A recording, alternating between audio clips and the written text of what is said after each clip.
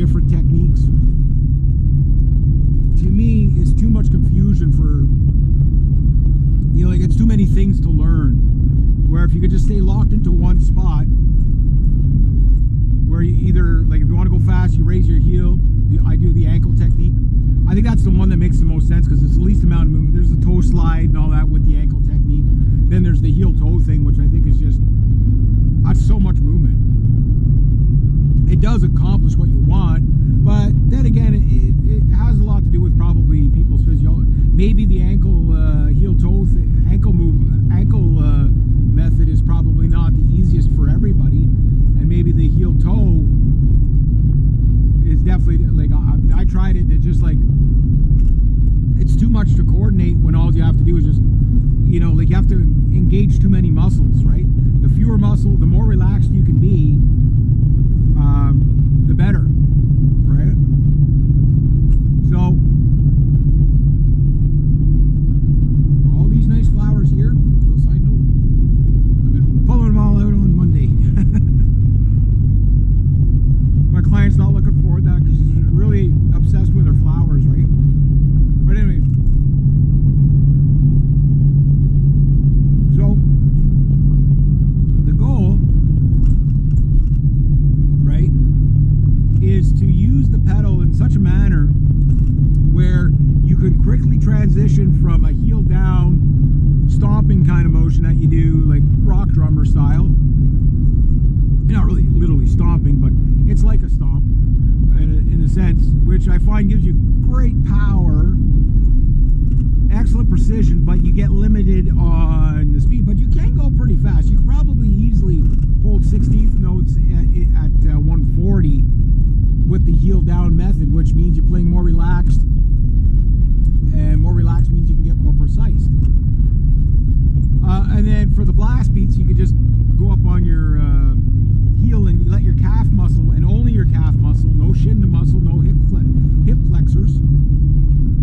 One thing about learning drums, get used to physiology. Physiognomy? Is that the word?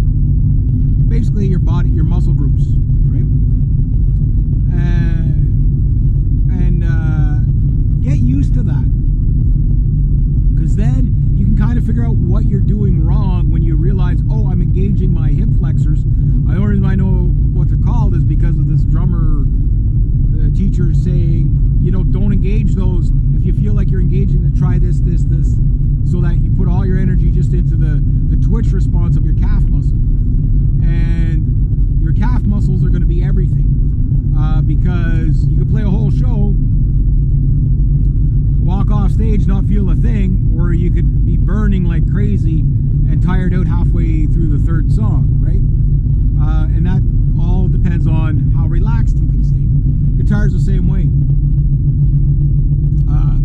Playing with my hand closed that I now do versus with the way, you know, everybody plays like this with their pinky flying around. That, after 3 hours of doing that, your hand was burning.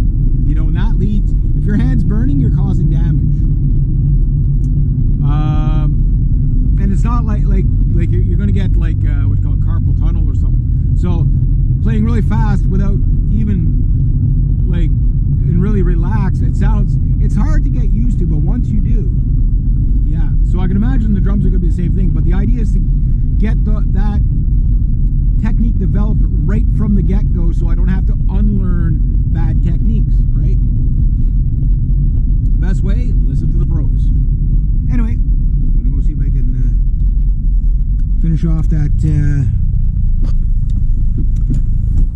Hopefully it won't take me too long.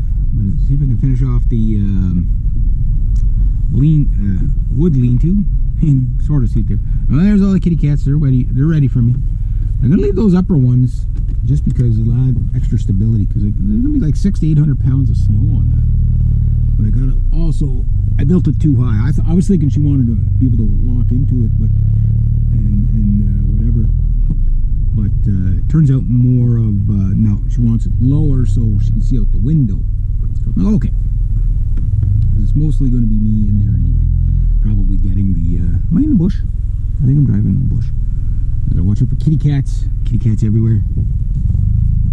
I guess here's good. Dark. kitty cat proof this car best way. The gap. You never know, those sneaky buggers can sneak in a lot of stuff. I don't think they'll sneak in. I don't trust the kittens. The kittens are the nefarious ones. So yeah. So anyway, just to finish up, yeah. So focusing my practices and focusing the technique in which I practice, I think is going to be the key. And then getting the spring tension. I think that's the last thing I really got to dial in right now is the spring tension. And I don't think I have it fully right. I have the beaters even.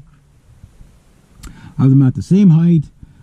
Make sure you do that first. Make sure that like everything is symmetrical, because you'll be compensating and you'll be working against yourself if you're not, completely even.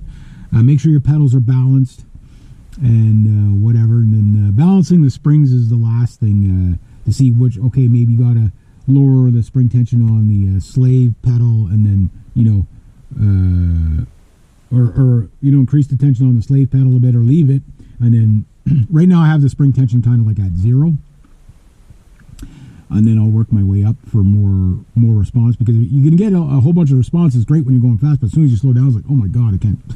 These pedals are wearing me out. So finding that sweet spot on the springs, there is a way to find perfect tension. And it's not as hard as you think, and there's a lot of tutorials on how to do that, and I'm going to do that last and see how it works.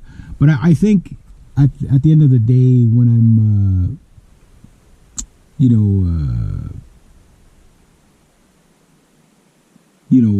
getting it dialed in to the final time, I can work with it where it is right now. But the idea is not to have to heel down and then heel up, and I gotta slide my foot back and forth. It doesn't sound like much, but you can put like little grip tape and stuff like that to find a sweet spot and stuff like that. And I will do that, but like there's no use in doing that from the get-go, because from the get-go the problem you run into is you haven't developed the muscle memory, you haven't developed the techniques yet to see where you're going to settle. Once you get more settled after a couple of months, then you can start marking things off. Say, okay, yeah, I tend to naturally do this, naturally slide to here.